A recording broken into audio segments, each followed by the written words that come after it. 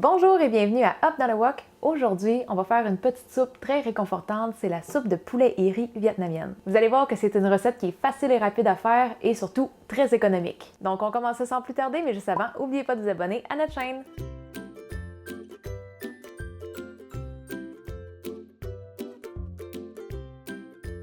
La première chose qu'on va avoir besoin pour la soupe, ça va être des pilons de poulet. Moi, je vais prendre 8 petits pilons de poulet et ça, on met ça directement dans une marmite.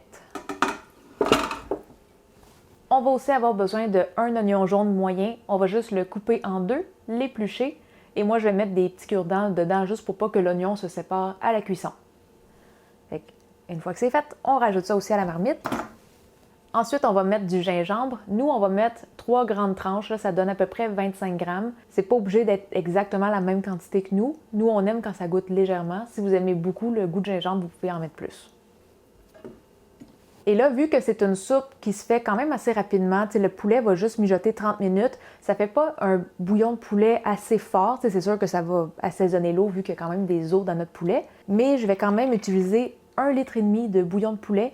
Et moi, pour celui-là, je vais prendre la petite poudre de la marque Knorr. Et en passant, si vous avez du bouillon de poulet maison, vous pouvez utiliser ça aussi. Et tout dépendant si vous le salez ou non, il va juste falloir ajouter un petit peu de sel à la fin de la soupe. On va aussi mettre 1 litre d'eau. La raison pourquoi je mets de l'eau et pas juste du bouillon de poulet, c'est que le bouillon de poulet en poudre est déjà salé et on va avoir aussi de la sauce de poisson comme assaisonnement. Et si on mettait juste du bouillon de poulet, ça finirait trop salé. Fait que pour la sauce de poisson, moi je vais prendre la marque des 3 crabes et on va mettre 2 cuillères à table. Une fois qu'on a tout ça ensemble, on va allumer le rond et on va amener ça à ébullition. Quand on voit que ça commence à bouillir, on descend le feu. On veut le mettre juste assez fort pour que ça puisse mijoter doucement. Et on va mijoter ça pendant 30 minutes avec le couvercle. Mais avant de remettre le couvercle, je vais juste venir écumer le dessus pour enlever toute la mousse qui s'est créée.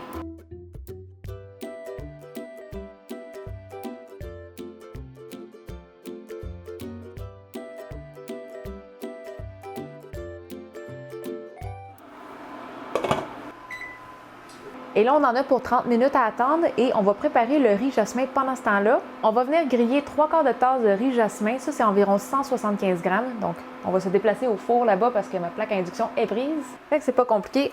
On met du riz jasmin non cuit directement dans la poêle. On allume le feu, feu moyen élevé. Et on va laisser ça griller en remuant un petit peu jusqu'à temps que ça soit comme ça va devenir un petit peu plus blanc opaque. Et ça va être légèrement grillé. On va le sentir que ça commence à être grillé, mais il ne faut pas trop le brunir non plus. Fait que, je ne sais pas si on va bien voir, mais ça, c'est assez grillé. Ici, on a peut-être un meilleur éclairage. Là. Voici la différence. Ça, c'est du riz jasmin cru qu'on n'a pas cuit. Et ça, si on l'a juste fait revenir dans le poêlon, on voit que ça devient comme blanc opaque. Il reste environ une vingtaine de minutes à demi-jotage. Notre riz y est préparé et il reste une chose à faire, ça va être 3 branches d'oignons verts qu'on va venir couper en petits morceaux. Ça va être des morceaux d'environ 5 cm. Si vous avez des morceaux comme ça, des parties blanches plus épaisses, vous pouvez les couper en deux. Comme ça, ça va être moins dur dans la soupe. Et là, ça fait 30 minutes que ça mijote. On va enlever le couvercle et on va retirer tous les pilons de poulet parce qu'on va venir désosser la viande. On va aussi retirer les oignons jaunes et le gingembre. On va comme presser l'oignon jaune, il y a du petit jus là-dedans. Et juste avant d'aller plus loin, je vais juste écumer une dernière fois parce que des fois, avec les pilons de poulet, quand les os sont coupés à travers l'os, il y a du sang qui va sortir un petit peu puis ça fait des petits grumeaux bruns. Fait que moi, juste pour avoir un bouillon plus clair, je vais venir écumer. C'est pas nécessaire, mais moi, j'aime ça le faire. Là, j'ai filtré mon bouillon et on va venir mettre le riz. Et aussi les oignons verts qu'on a coupés. Et là, le riz va peut-être coller un petit peu au fond au début, donc assurez-vous de remuer dans les 2-3 premières minutes. Mais là, on va quand même remettre le couvercle et on va laisser mijoter ça encore pendant 20 à 30 minutes. Ce qu'on veut à la fin, c'est que le riz il aille tellement gonflé que ça ne soit plus un grain de riz, là, ça va être vraiment comme juste plein de petits morceaux de riz un peu explosés. Et pendant le 20 à 30 minutes, on va pouvoir en profiter pour désosser le poulet. Attendez un petit peu au début parce que c'est vraiment chaud, là.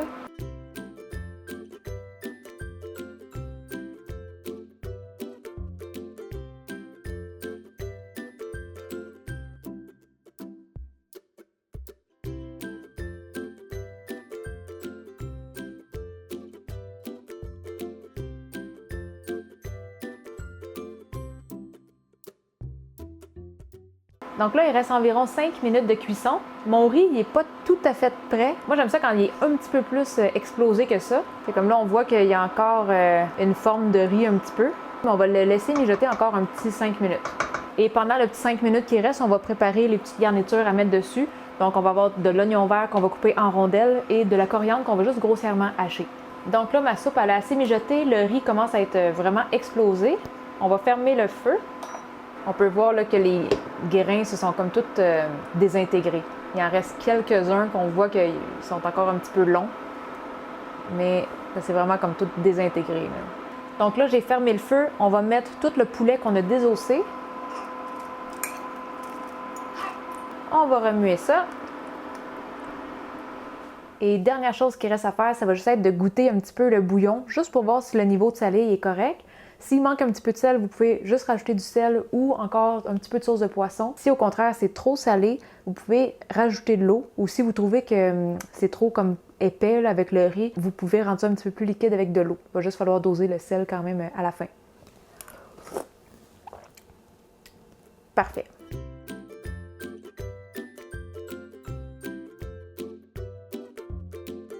Pour les garnitures, on a coupé de l'oignon vert et de la coriandre, mais une autre garniture qui est, selon moi, essentielle pour cette soupe-là, ça ajoute tellement à la bonne saveur, ça va juste être du poivre noir moulu.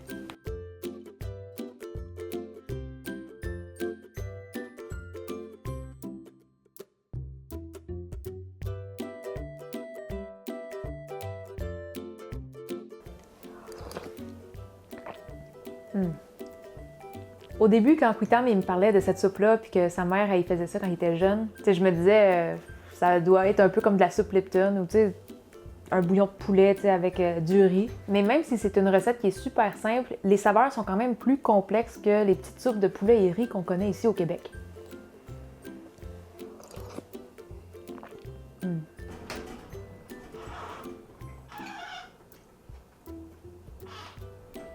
Magnifique. Tellement réconfortante, douce au goût, ça va vous remettre d'aplomb garanti. Excellent! Si vous avez besoin de la recette écrite, ça va être disponible sur notre blog et on va vous mettre le lien juste en dessous de la vidéo. Et si vous aimeriez contribuer à la chaîne, c'est possible avec notre page Patreon et en devenant membre Patreon, ça vous donne aussi accès à quelques bonus. Et si vous faites nos recettes et que vous voudriez nous envoyer des photos ou si vous avez juste des questions à nous poser, la meilleure place pour ça, c'est notre groupe Facebook Cuisine Asiatique Fait Maison. N'oubliez pas de vous abonner à notre chaîne YouTube et sur ça, on se dit à la prochaine. Bye bye! Là, il reste 5 minutes de cuisson à peu près. Bon, on recommence. Je sais pas si on va l'entendre.